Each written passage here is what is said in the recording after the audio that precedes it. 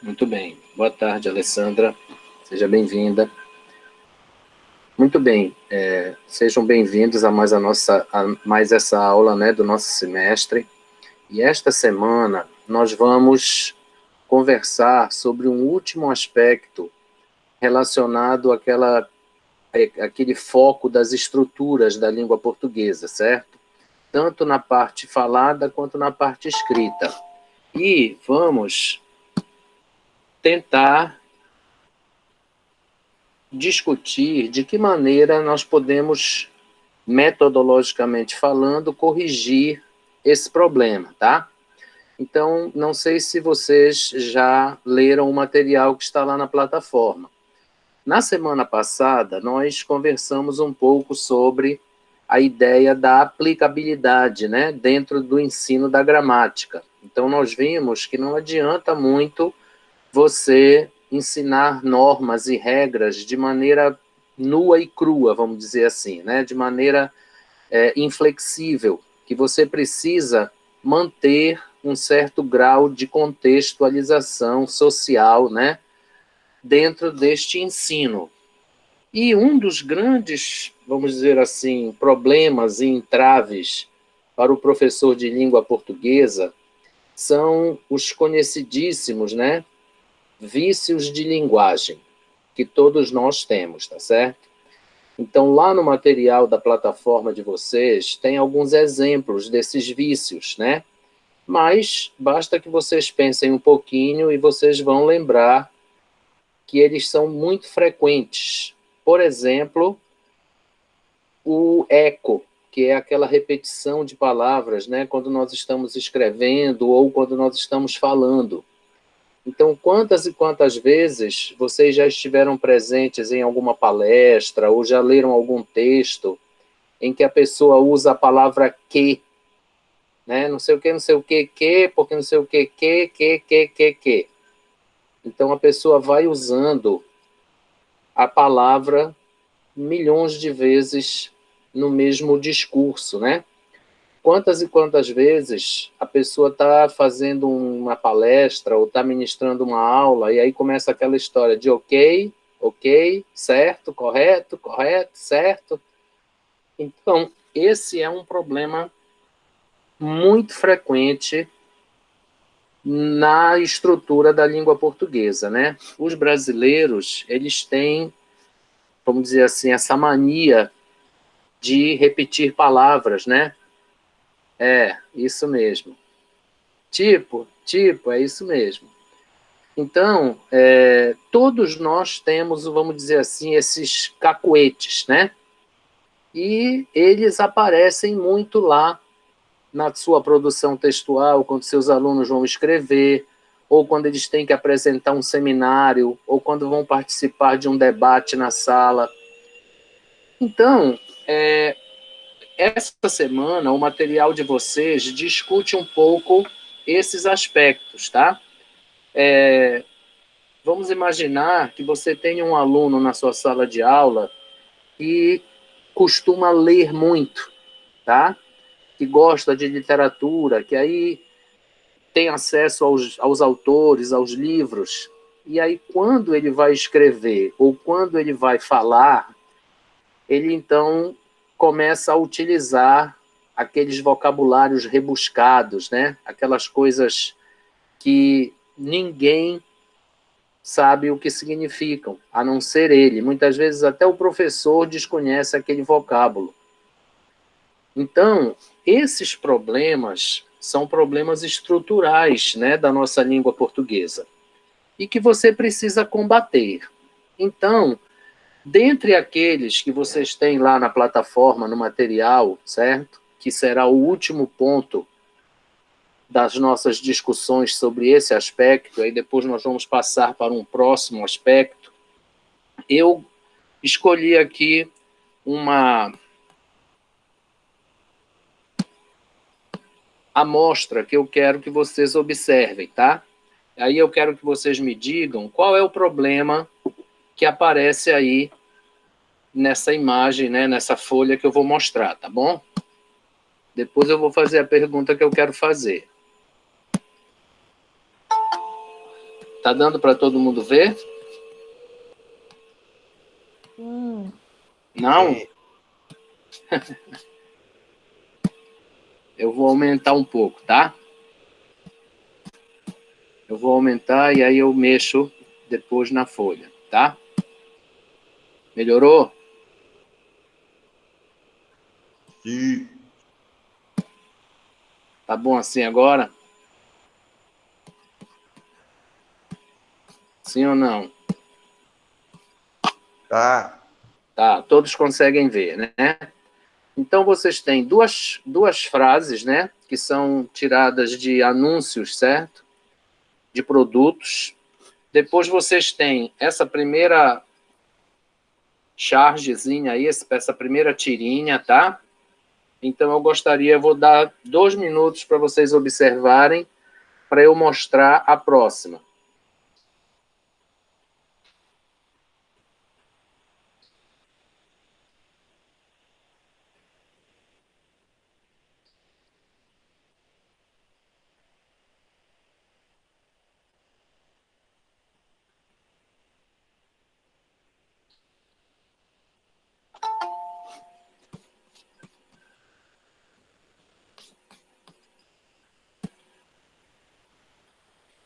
Olá, Manaíra. Olá, Bruna.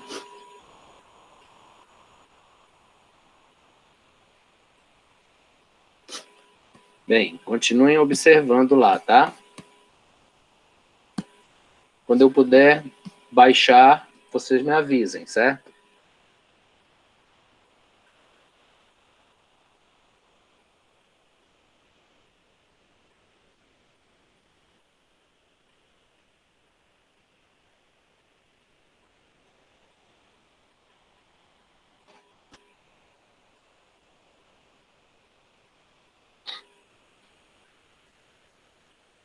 Posso baixar a imagem?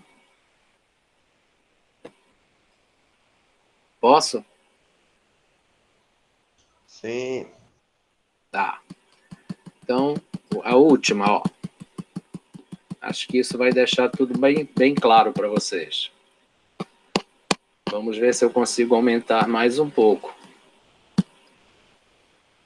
Não, aí fica fora de foco, né? Mas vou tentar aqui, ó.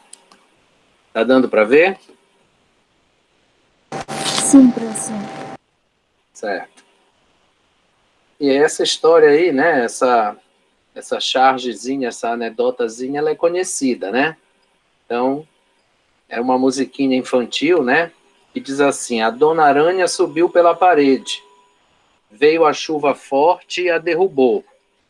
Aí o esperto na sala diz assim: professora, com licença, preciso fazer uma pergunta. Quem a chuva forte derrubou? A Dona Aranha ou a parede? Muito bem.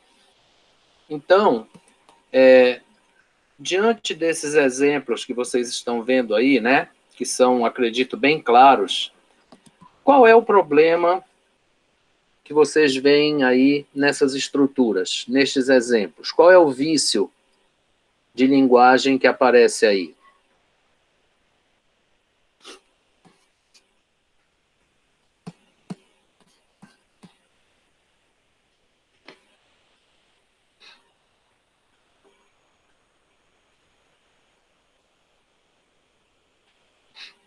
Qual é?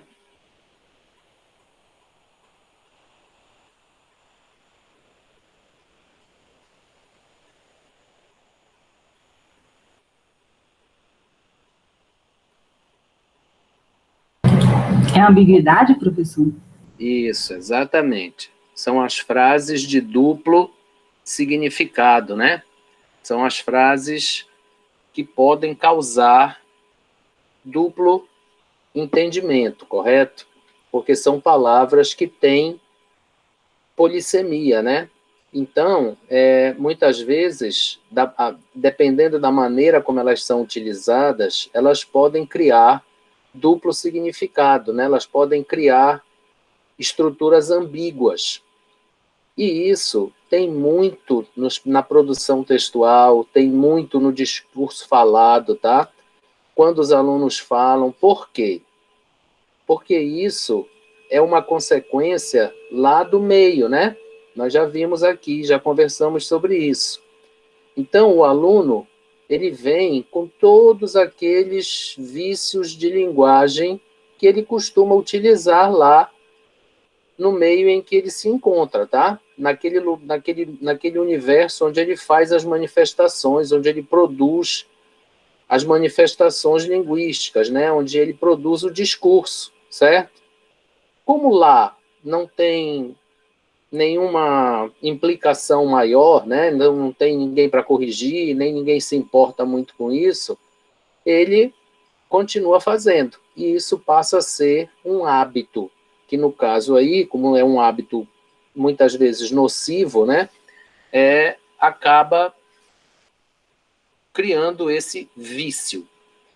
E o que é pior é que muitas das vezes, talvez a maioria delas, ele não percebe isso, porque ele não tem consciência desses vícios, tá? Então, muitas vezes, ele produz essa repetição, por exemplo, durante um debate ou um seminário, porque ele tem aquele vício, então ele não percebe isso. Ele não consegue ter consciência desse vício de linguagem. Muito bem, eu acho que isso é uma coisa muito simples de vocês entenderem, correto? Porque nós todos os temos, certo? Todos nós temos um determinado vício de linguagem. O X da questão aqui não é esse, tá? O X aqui é, metodologicamente falando, o que vocês acham que o professor pode fazer? Quero sugestões, como vocês tentariam combater esses vícios, tá? Na linguagem falada, na linguagem escrita, nas aulas de língua portuguesa de vocês. Vocês começariam por quem?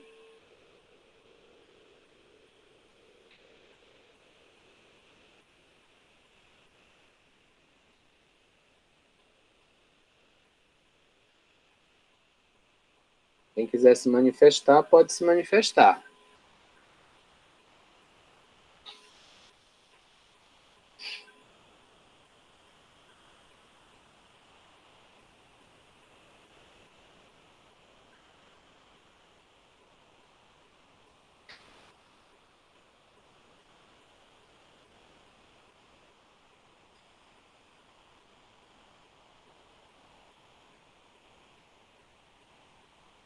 Qual é a primeira coisa que vocês acham que nós podemos fazer?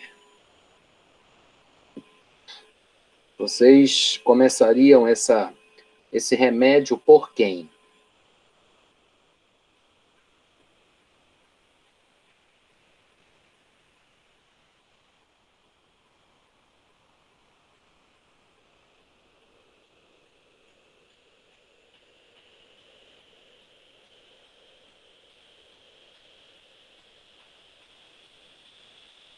Professor, Pode falar. na verdade eu tô totalmente assim confusa com a sua matéria linguística, porque elas batem de frente assim, de certa maneira, porque essa regra de linguagem, por exemplo, recentemente caiu por terra em linguística. Recentemente estava se discutindo isso. E aí, sinceramente, eu estou esperando o senhor me dizer como eu devo ensinar isso e se eu devo, porque dentro dos questionamentos feitos em linguística, parece que não faz mais muito sentido. Mas eu estou esperando aqui para o senhor me dizer e dizer como eu devo fazer. Sinceramente, eu não sei. Certo. Vamos já esclarecer. Mais alguma sugestão ou mais algum comentário?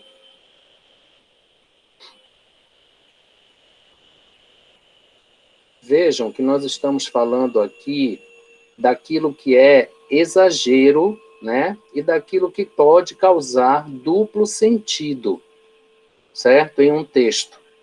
Então, é óbvio que, muitas vezes, você vai ter um hábito linguístico que é característico seu. Agora, se isso passa a ser um exagero, então, vamos dizer, se em um texto de 2 parágrafos você repete a palavra que, por exemplo, 20 vezes, você torna o seu texto cansativo, correto? Você torna o seu texto repetitivo. E isso é um problema, certo? Então, nós não estamos aqui dizendo que você não pode ter um determinado hábito que se torna uma questão de estilo, por exemplo, tá? Então, você tem aquele estilo de escrever, aquele estilo de falar, e isso é perfeitamente aceitável. O ponto aqui é o exagero, tá certo, Bruna? Você não pode ou não deve, né? Vamos dizer assim, produzir essas coisas de maneira exagerada, porque isso passa a ser um vício e não um hábito. É claro que o seu hábito linguístico, certo? Ele estará presente nas suas produções. E isso a linguística aceita, a sociolinguística aceita da maneira mais natural possível. O ponto aqui é o exagero, tá? E aí, a pergunta que eu fiz é, diante deste exagero, como vocês acham que o professor pode ou deve combater isso? Bom, o primeiro ponto que nós devemos considerar é você ter consciência da existência disso. Porque muitas vezes a gente diz assim, não, agora tudo é permitido, a linguística, a sociolinguística permite tudo. Não é bem assim, tá? Então, a primeira coisa, você precisa ter consciência do seu próprio vício, né? Você precisa saber que você tem um vício. Esse é o primeiro ponto. Por quê? Porque aí você vai passar a se monitorar, certo? Para que você não cometa esse vício enquanto você estiver dando aula ou trabalhando com seus alunos. Com relação aos seus alunos, você pode fazer muitas coisas. Primeira coisa, mostrar para eles que o exagero é um problema. Então, através de quê? De exemplos, né? De discussões e debates, certo? Com relação a esse ponto. Mostrar que existem muitos exemplos deste tipo e desta natureza na língua portuguesa, mostrar que isso é algo que acontece, porque as pessoas passaram a acreditar que isso é algo natural. Dentro de determinados limites, é mesmo, tá? Como eu acabei de dizer. Porém, existem os exageros e existem as estruturas que permitem a você entender de duas formas diferentes. Claro que quando você coloca tudo dentro de um contexto, quando você analisa o todo, você vai visualizar o verdadeiro significado daquilo. Mas muitas vezes você pode melhorar as estruturas que foram produzidas. Então, isso é a minha opinião, tá? É a minha, vamos dizer, a minha ideia de combater isso. Então, primeiro ponto, você mostrar aos alunos que isso existe e que, de maneira exagerada, isso pode causar problemas, inclusive de comunicação. Em segundo lugar, você deve mostrar vários exemplos, você deve exemplificar, certo? E trabalhar esses exemplos. Claro que você pode buscar isso na internet se você quiser, né? Tem muitos. Mas você também pode usar os próprios exemplos que vão acontecendo na sala de aula, certo? Você pode fazer uma lista, né, das ocorrências e aí depois comentar de forma geral, certo? Então, trabalhar isso através de exemplos, né? Através dessas discussões, tá? E não é apenas discutir e exemplificar, mas você deve revisar junto com os seus alunos. Então, metodologicamente falando, vamos dizer assim, um instrumento, a ferramenta mais eficaz para corrigir não seria talvez o termo certo, mas para combater, para minimizar essas ocorrências, seria a exemplificação e a revisão, tá? Porque, vejam, muitas vezes você pega uma produção textual do aluno e você apenas risca com a caneta vermelha. Tá errado, isso aqui você repetiu muito, mas você não discute isso em sala de aula, você não faz uma revisão, quer dizer, olha, aqui, olha, eu vi esses exemplos no trabalho de vocês, então aqui, por exemplo, olha, a gente poderia tirar isso, transformar nisso, substituir por isso, talvez isso aqui fosse melhor passar para cá e aquilo para lá, porque isso vai evitar, por exemplo, de você ter que fazer isso de forma individual, porque você tem muitos alunos. Então, muitas vezes, isso não é humanamente possível, tá? Se você considerar que você tem várias turmas por dia, pode ser que isso não seja fisicamente viável, né? Mas se você pegar alguns exemplos e mostrar, discutir e revisar algumas vezes, você pode, de alguma maneira, minimizar isso. E eu acho que esses exemplos, os melhores exemplos, você tira da própria sala de aula. Porque, veja, você está produzindo linguagem o tempo inteiro na sala, correto? Não necessariamente a escrita, mas a falada também. Porque você está conversando com seus alunos o tempo inteiro. Você fala, eles falam, né? Você escreve no quadro, eles escrevem no quadro. E isso é um material muito rico, tá? Para que você possa buscar exemplos, discussão sobre esses exemplos, tá?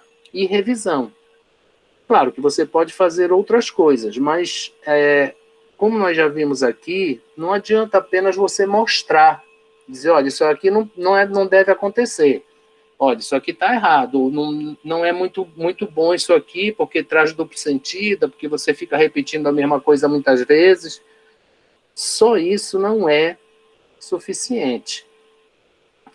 Então, se vocês fizerem uma reflexão aí rapidamente, vocês vão perceber que vocês têm algum tipo de problema quando falam, né? Algum vício quando falam, não tem?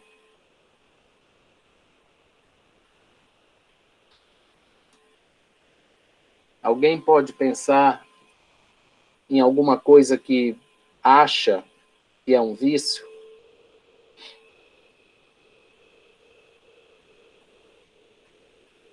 Isso aí não tem que necessariamente atrapalhar a comunicação de vocês, tá? Existem algumas situações em que o vício, apesar de vício, não interfere na comunicação. Mas a riqueza de combater isso e corrigir isso e minimizar isso vai transformar o seu discurso em algo mais consistente. Vocês lembram de quando vocês eram alunos? Alguma vez o professor de vocês trabalhou esse tipo de coisa com vocês?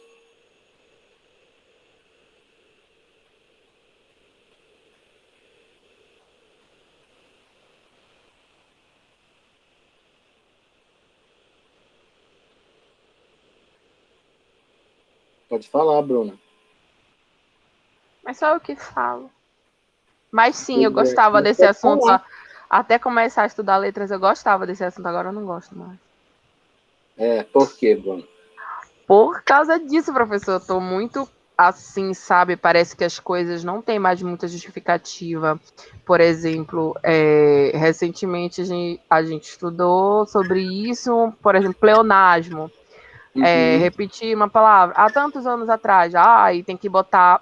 Não é mais pleonasmo, porque ainda coloca mais uma outra palavra para formalizar, para ficar mais forte ainda. Quer dizer, era uma regra, mas aí a gente acaba vendo que, eu não sei se eu não estou levando isso como uma regra para minha vida. Veja bem, eu estou falando dentro do curso, são Sim. 2 matérias que estão me dando muito conflito em relação a como eu vou explicar para o aluno que isso é importante, se quando agora que eu estou estudando, muito questionável, entende? Entendo. É trazido muito como questionável. Mas vocês não estão mantendo a comunicação? Estão falando? Como é que eu vou justificar ensinar um pleonasmo se eu estou aprendendo que pleonasmo não é um problema, praticamente, entendeu? Em linguística. Uhum. Não é um problema, não só não é um problema, como eu ainda posso adicionar aí mais uma palavra para dar intensidade a um pleonasmo. Esse Certo. tipo de exemplo que eu já vi aqui na faculdade, e aí eu fico realmente sem saber como que eu vou justificar isso, né? Mas eu Isso. estou entendendo a sua questão, a sua É. colocação de Veja, que de ser um vício e ser um hábito, acho que é por aí mesmo o caminho isso, sendo isso. mesmo muito, muito delicado, porque não Ex- sei mais o que é certo e o que é errado, sinceramente, assim. Não, veja Digo bem. de ser grave, de ser um uso Sim, grave, entende? Porque é tudo sim, muito compreendido, é muito compreensível. No meu sim, trabalho não é compreensível. Se eu fizer um pleonasmo, uma cacofonia, tá errado totalmente. Mas aí é o meu trabalho, né? Então eu tô sim, nesse conflito, porque eu trabalho com isso, e aí aqui em sim, letras eu tô vendo que existe essa flexibilidade muito grande, até por causa do preconceito linguístico e etc. Então eu tô realmente ainda tentando construir um conceito sobre isso. Talvez, talvez o ponto X aí da questão seja esse muito grande, né? Uma flexibilidade muito grande. Na verdade, a contextualização da utilização de determinado elemento linguístico, ela sempre é possível, certo? Só que você não pode transformar isso em um modelo de produção linguística. O pleonasmo está certo, porque a linguística aceita, é possível utilizar, mas não é para utilizar o pleonasmo todo o tempo, certo? É o exagero que deve ser combatido. E isso você deve e pode, né, explicar para o seu aluno, desta forma, como eu disse para vocês, ou de uma outra que vocês pensem. Então, é aquela história, por exemplo, você gosta de comer, mas se você exagerar no hábito de comer, o que é que acontece?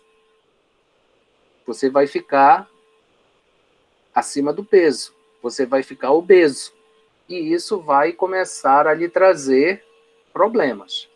Então, o que a linguística e o que a sociolinguística dizem é que você pode ter essas manifestações, mas existe um momento certo para que essa manifestação aconteça. Você não pode transformar isso em uma coisa que você vai utilizando sem absolutamente nenhum critério. Porque se você fizer isso, aí sim você estará transformando isso num vício. Certo? É aquela coisa de que você usa, a linguística aceita, eu vou usando, então eu vou colocando onde eu quiser, do jeito que eu quiser. Não pode ser assim. E aí, uma maneira de você combater isso e minimizar isso, primeiro, é você identificar que aquilo é um vício, tá? Você ter consciência disso e buscar trabalhar isso com o seu aluno, mostrando para ele que ele tem condições de fazer aquilo de outra maneira. Então, por exemplo, muitas vezes você pega um texto com uma palavra que, mesmo que sejam utilizados sinônimos, ela vai se repetindo ao longo do texto inteiro, praticamente várias e várias vezes. E aquilo é uma coisa que, vamos dizer, estruturalmente falando, é cansativo, entendeu? Você pegar um texto em que a mesma palavra aparece 10 vezes num parágrafo de 5 linhas. Então, aquilo pode demonstrar duas coisas. Primeiro, que o aluno tem aquele vício de usar aquela palavra o tempo inteiro. Uma delas é o que, como eu já disse para vocês, a palavra que a gente usa muito. Segundo, pode demonstrar que o aluno não tem conteúdo. E aí você pode, então, minimizar isso, combater isso. Você não está aí com a intenção de acabar com isso. Porque, como eu disse, e como a Bruna acabou de dizer, a linguística e a sociolinguística trouxeram um pouco mais de flexibilidade para essas manifestações linguísticas, tanto do discurso escrito quanto do falado. Porém, o que o professor deve combater é o exagero. Então, por exemplo, olha, vocês já imaginaram, se vocês pedem a um aluno para escrever um texto qualquer, uma redação, e ele usa aquelas palavras que ninguém usa, são palavras que ele buscou lá nos clássicos da literatura que ele lê, né? Ou se ele tem uma pessoa na família que tem esse tipo de estilo, né, linguístico, e ele está acostumado com aquilo, então, na cabeça dele, não tem o menor problema, ele está acostumado com aquilo. Só que nós sabemos que a linguagem ela é dinâmica, então ela vai se atualizando. Então, muitas vezes, a pessoa escreve um texto lindíssimo, mas que pouquíssimas pessoas entenderiam. Então, às vezes, os alunos, por exemplo, encontram uma palavra na internet que eles acham bonita, ou eles veem numa série na televisão, ou num livro que eles têm em casa, ou alguém de casa que usou a palavra, né? Eles não perguntam para a pessoa. Então, sabe quando você convive com uma pessoa de mais experiência, né, de mais idade, tem aquelas palavras que o avô, a avó usavam não sei quanto tempo, aí o aluno acha aquilo bonito e vai e usa. Certo? Aí ele começa a usar aquilo porque ele está achando aquilo bonito. Então, isso aí não é suficiente, certo? Porque ele pode causar problemas na comunicação, tanto na falada quanto na escrita. Então, Bruna, o que eu te diria é, o professor deve avaliar, certo? Da mesma maneira que você avalia no seu trabalho, como você acabou de dizer. O professor deve avaliar se ele considera aquilo uma coisa exagerada, que está causando problema, ou se não é exagerado. Tá? Eu diria a vocês que eu, como professor, tá? E como revisor de texto, que também sou, eu sempre procuro combater isso. Tá?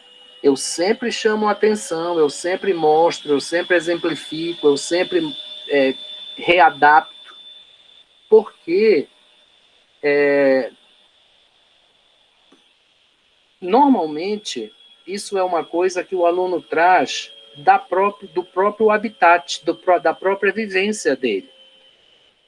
Certo? Então é como eu estou dizendo a vocês, o cara ouviu lá o avô, a avó, o pai, a mãe usarem uma palavra que ele achou bonita, tá? Aí ele vai para a sala de aula e usa. Vocês querem que eu dê um exemplo, vamos dizer assim, mais recente? É a palavra ademais. Então, já faz algum tempo que os professores, eu acho, né, vêm ensinando os alunos a usar a palavra ademais. E aí a gente vê muitas redações onde o uso dessa palavra virou banalidade. O cara usa ademais em tudo que é texto, em tudo que é frase, em tudo que é estrutura, em tudo que é período, parágrafo, ele sai usando, ele achou bonito aquilo, né? Porque mudou, é uma coisa diferente, que talvez pouca gente use, aí começou a usar. E muitas vezes o uso, né, da palavra não é condizente com as estruturas e o texto que está sendo produzido. Além disso, tá? Como todo mundo, ou a grande maioria, começou a usar porque achou bonito, aquilo virou, em vez de ser algo que traga riqueza para o texto, aquilo virou um problema. Certo? Aquilo virou um vício. Então, Bruno, o ponto X aqui é esse, tá? O hábito linguístico é uma coisa plenamente natural e aceitável. Agora, o exagero e a falta de contextualização é outra muito diferente. E aí é que você tem que entrar.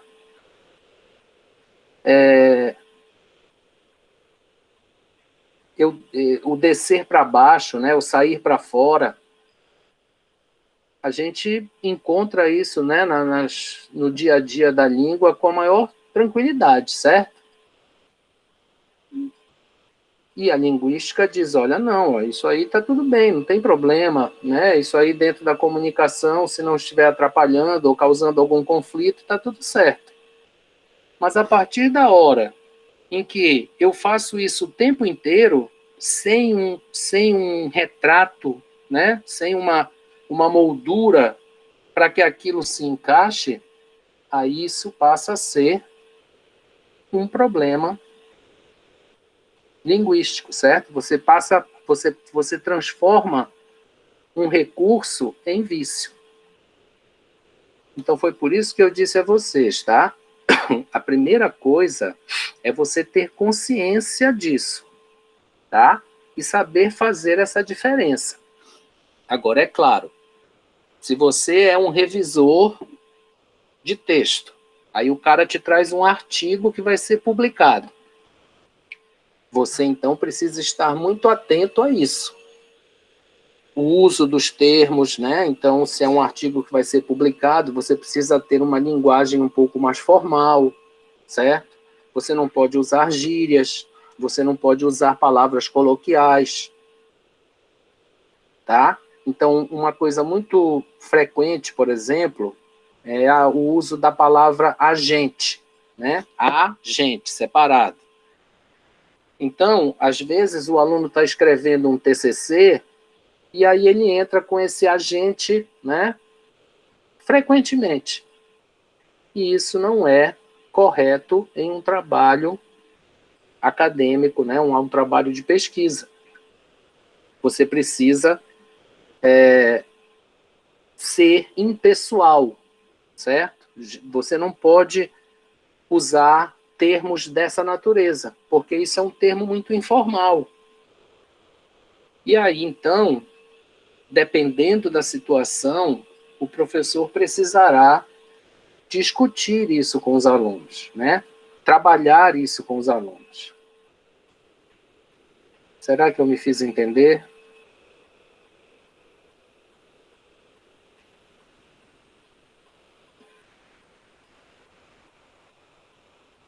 Alguém gostaria de fazer algum outro questionamento? Por que é só a Bruna que fala?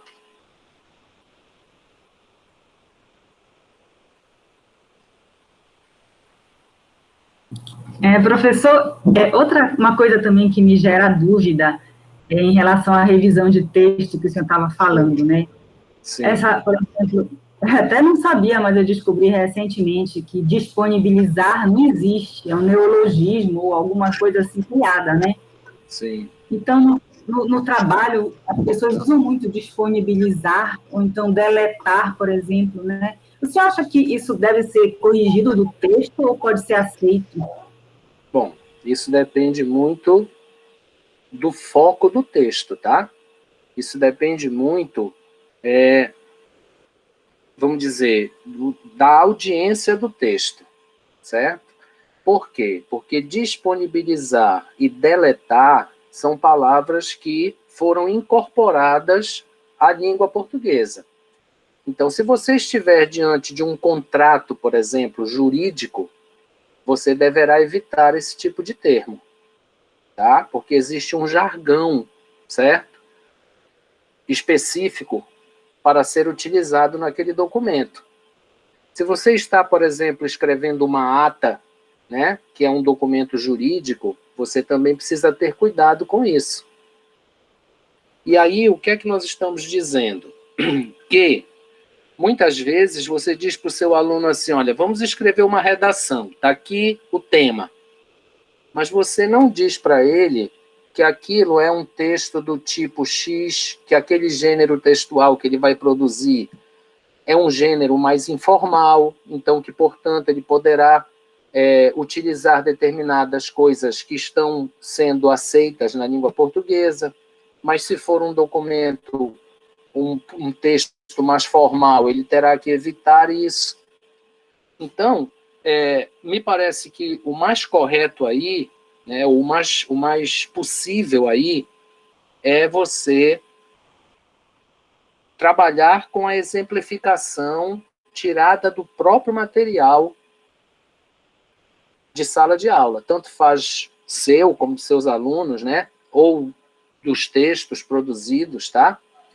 Mas você precisa, primeiro, saber que tipo de texto você está produzindo. Qual é a audiência desse texto? Quer dizer, a gente diz audiência, mas é aquela audiência principal, né? Porque qualquer pessoa pode ser a audiência do seu texto. Para depois, então, você decidir com relação a isso. Então, disponibilizar, tá? Deletar os estrangeirismos como HD, CD, mouse, jeans, se eles são palavras incorporadas ao dia a dia da língua portuguesa, tá? Eles poderão entrar no seu texto. A norma estabelece que se você estiver utilizando um termo que não pertence àquela língua, por exemplo, jeans, mouse, né, marketing, happy hour, você deverá colocá-lo entre aspas, ou itálico, ou negrito, para que a pessoa que vá ler o texto saiba que você conhece as normas. Porque você está usando um termo que não precisa ser só do inglês, mas pode ser um termo latino, por exemplo, sine qua non, tá? Sui generis. Então, você usa itálico, usa negrito, certo? Isso é uma coisa. Agora, você não pode achar que isso é uma coisa bonita, né? Que vai dar mais riqueza ao seu texto, e aí você sai usando isso de maneira banal, você banaliza os termos. Isso é o que você tem que combater. Só para vocês terem uma ideia, há umas 3 semanas ou um mês atrás, eu li um texto que me pediram para revisar. O texto tinha 25 linhas, tá? Eram 4 parágrafos, mais ou menos. Dentro desses 4 parágrafos, eu contei 20 vezes a palavra que e 6 vezes a palavra además. Quer dizer, o cara deixou de lado o que ele usava antes, tá? Que eu não posso dizer o que era, mas ele, vamos dizer assim, substituiu o vício anterior pelo vício atual. Então, ele talvez usasse outras palavras, né? Que ele substituiu pelo además, porque ele achou bonito. Então, ele saiu usando además em tudo que foi canto do texto. E toda palavra, toda estrutura que ele utilizava tinha um 2, 3 que. Então, esse tipo de coisa o professor tem que combater, tá? E me parece que a melhor forma é você mostrar, exemplificar e revisar. Revisar não é pegar a caneta vermelha e riscar porque tem que dar uma nota. O revisar é você mostrar na sala de aula, tá, que aquilo pode ser feito de outra forma. Entendeu, Manaíra? Entendi, professor. Então, assim, eu fiquei pensando agora. Por exemplo, eu posso mandar e-mails para um colega de trabalho usando essas palavras, mas se eu for fazer um documento oficial, eu já evito. Corretamente, exatamente. Tá.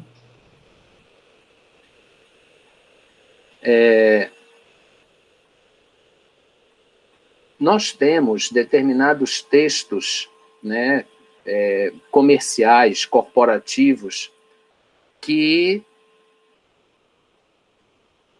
não podem, de maneira nenhuma, ter esse tipo de coisa neles. Quer dizer, nós temos, por exemplo, o que nós chamamos de carta comercial. Aí o que é que acontece? A carta comercial, ela tem que ser uma coisa absolutamente objetiva. Você não pode ficar colocando flores na carta comercial, porque você tem que partir do princípio que a pessoa que vai ler é ocupada. Então ela não quer ficar dando voltas nem rodeios. Tem que ser uma coisa rasteira, tá? O que não quer dizer que seja grosseira, mas uma coisa objetiva. Tá? Então, aí você vai evitar determinadas situações. Agora, se você está escrevendo um e-mail para um colega de trabalho, que é uma coisa informal, por exemplo, que você sabe que é um bilhete, por exemplo, não tem o menor problema. Então, isso é difícil do aluno compreender, tá? Porque, como disse a Bruna ainda há pouco, lá onde ele vive, lá onde ele utiliza tudo isso, ele se comunica muito bem, tá? Não há nenhum problema nesse aspecto lá. Porém, ele poderia, talvez, se comunicar muito melhor se aquilo fosse reduzido ou revisado. Então, é esse aspecto que nós estamos discutindo aqui. Vocês sabem tão bem quanto eu que o professor ele tem a síndrome da caneta vermelha, né? Então, ele pega uma redação e ele simplesmente sai riscando os erros, que ele diz que são erros, né? Então, concordância verbal, tá? Trocar o M pelo A ou tio, ou vice-versa, né? E vocês sabem que ainda hoje tem pessoas que fazem isso. Então, ele vai marcando, ele sai riscando o texto do aluno. Ele sai criticando a fala do aluno. Porém, o ponto não é este. Claro que você precisa marcar lá, né, para que o aluno identifique que foi ali que ele deslizou. Mas se você não vai e não mostra, e não revisa, e não atualiza, vamos dizer assim, o aluno, se você não chama a atenção do aluno, ele vai dizer, não, olha, nem o meu professor disse que está errado, então eu vou continuar usando.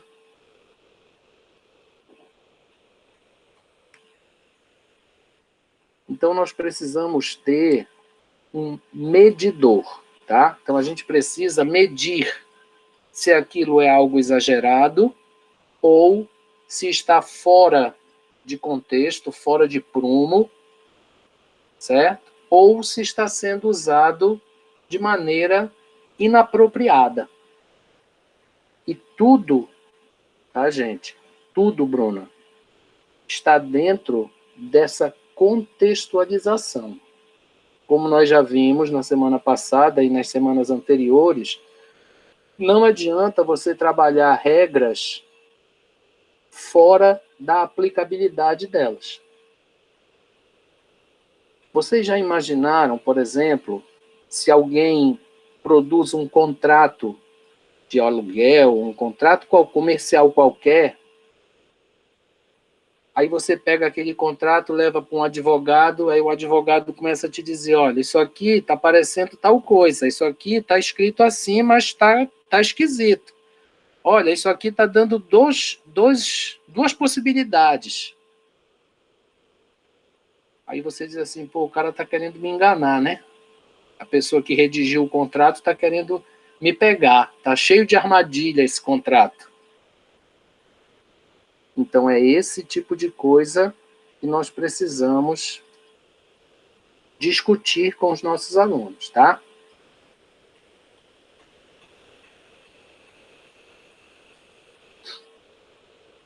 Alguém gostaria de perguntar mais alguma coisa? Ou de fazer mais algum comentário?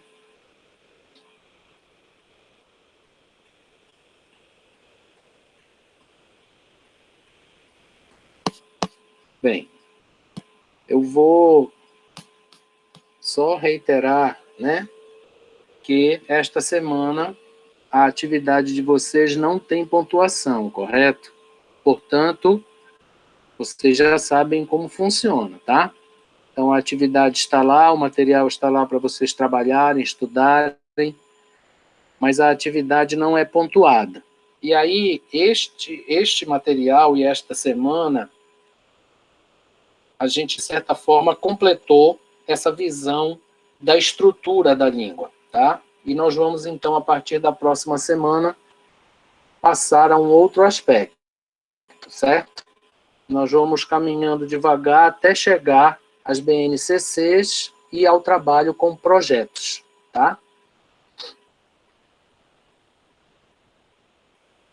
E lembrando que caso alguém se lembre de alguma coisa que queira falar comigo, depois que nós acabarmos aqui, eu estou lá no chat, tá? Como normalmente acontece. Eu abri lá o Pois material do exercício e é um PowerPoint, tá certo? Mas que eu acho que é em PDF. Eu não sei se eu coloquei como PowerPoint ou como PDF. Não me recordo. Não, foi Mas é um isso. PDF, mas é porque tava dizendo lá que era um currículo, né? Alguma coisa assim, aí eu não achei esse. Eu vi só o PowerPoint. Eu acho que eu coloquei um material complementar. Mas o título é Vícios de Linguagem, tá? Se não me falha a memória.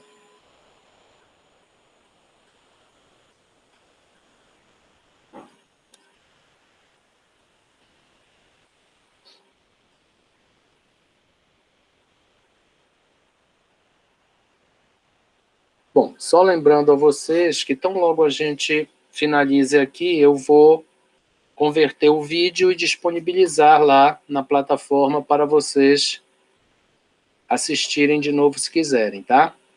Então eu vou parar aqui a gravação.